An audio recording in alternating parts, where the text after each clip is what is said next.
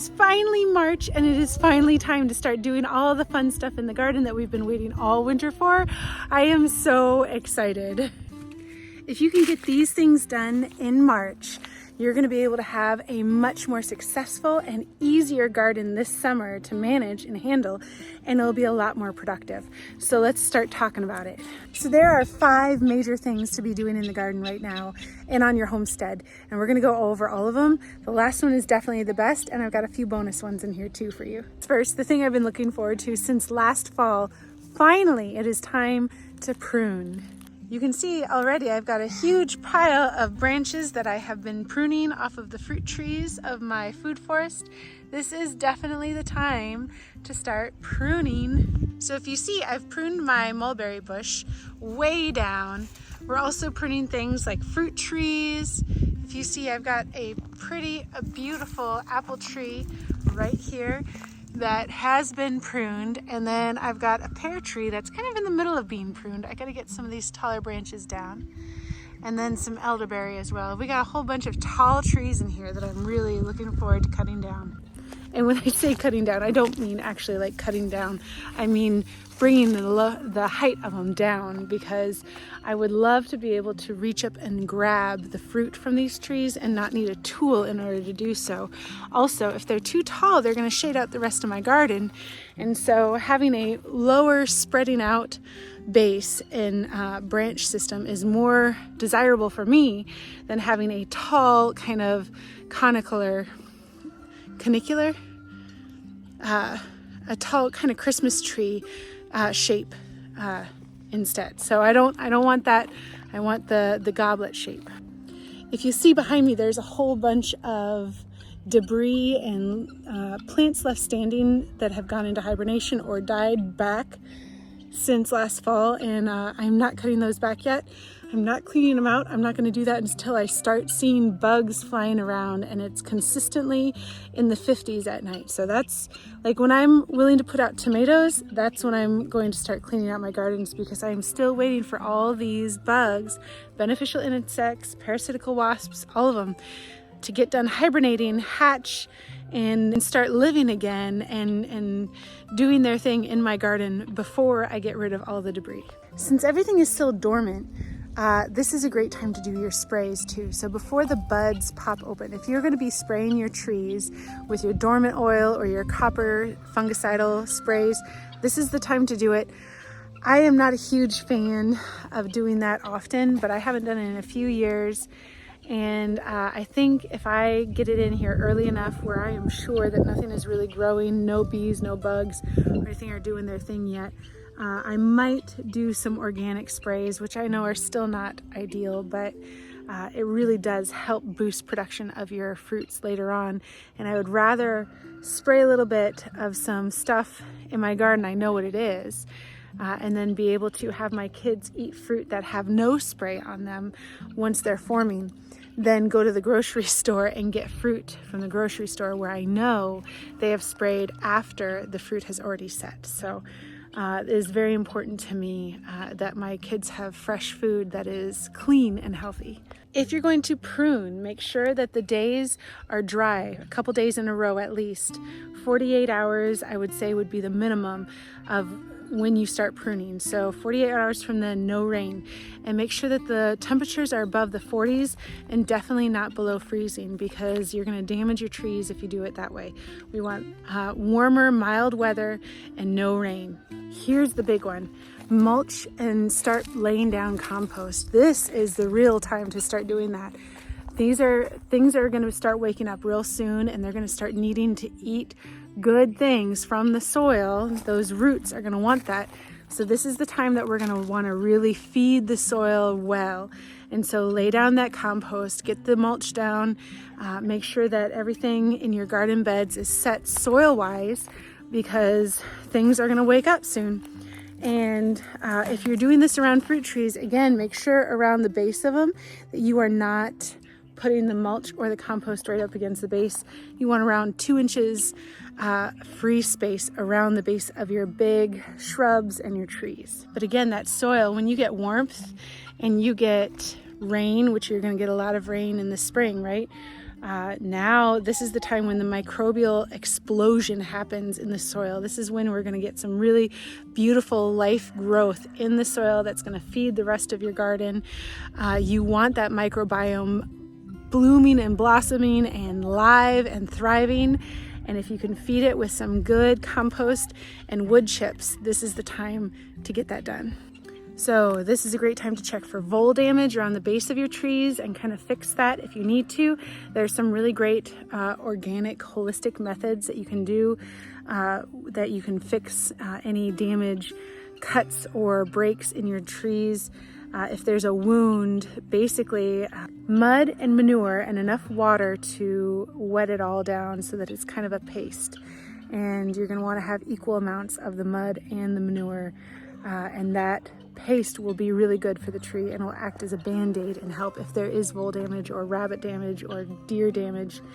Another thing that you're going to want to be looking for right now is if you have any tree guards that have been damaged, or fences that have been damaged, or trellises that need repair, or if you want to put in any new structural things for your garden. Now's a great time because it's a lot easier to walk through gardens like this than it is when everything is leafed out and bushy and you've got to kind of like be careful not to break branches. And this is the time to do the structural stuff. I know that my soil is really starting to warm up now and I'm starting to be able to work in the soil.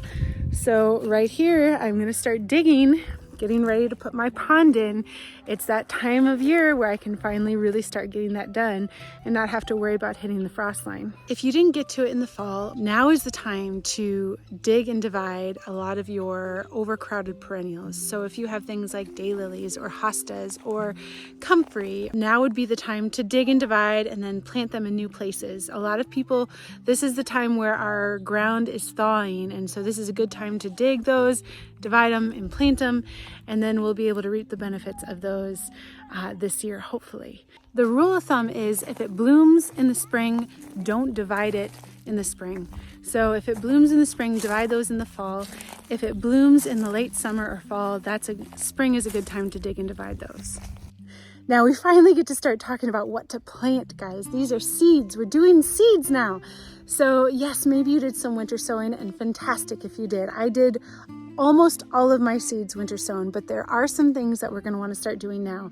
Things that you're going to want in trays, that you're going to want inside. And so these things are tomatoes and peppers. Right now I started some dahlia seeds, which I'm so excited about. I've never done before, and I'm excited. Things like roselle hibiscus, red roselle hibiscus, those would be really great to start now because they take a really long time to get those blooms and those calyxes that you're going to need. Okay, also, if you're sowing things inside, you could do things like cabbage and broccoli, maybe Brussels sprouts, and then once they get to be a little bit bigger and it's a little bit closer towards the last frost date, then we can start planting those out. We don't want to plant them after the frost date, but we don't necessarily want them in the ground yet. We want to put in seedlings early, but not too early. So get those started now. There are some things that you can direct sow right now though. So things like peas and spinach, beets, carrots, radishes, lettuces, maybe like arugula. Get those in now, and then those will be able to grow well if you get those planted now. So get those in your garden beds, or if you have some growing towers. I put all of my spinach and my beets in my garden tower already. I like my garden stock. That's the one that I use. If you want a code for it, $10 off, I've got that linked below. But otherwise, I mean, really, like, let's get things started. Let's get them in. A great thing to be doing right now is pruning back your shrubs too. So your roses, your butterfly bush. I did a specific video on roses, climbing roses and shrub roses. I also did one on my butterfly bush, but there are several bushes that you're going to want and shrubs that you're going to want to start pruning back now.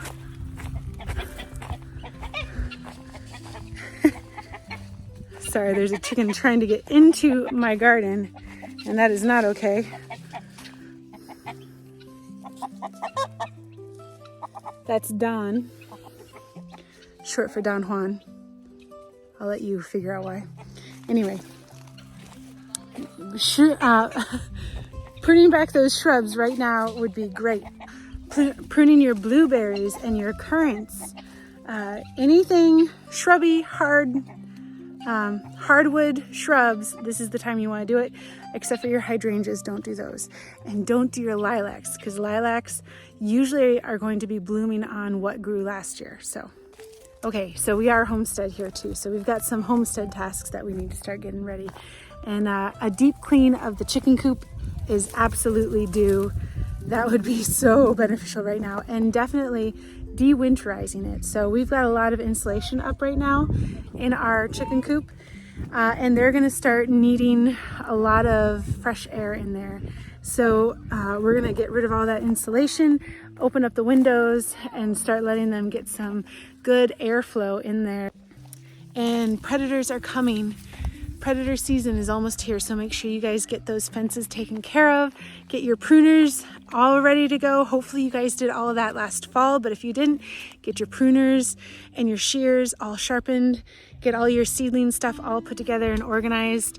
Make sure you're going through your seeds before you order your seeds so that you don't over order on something. I ended up with like 10 packets of radishes. I don't even eat radishes, so I don't know how that happened. But if you're going to order your seeds, do it now. Get them from Botanical Interests.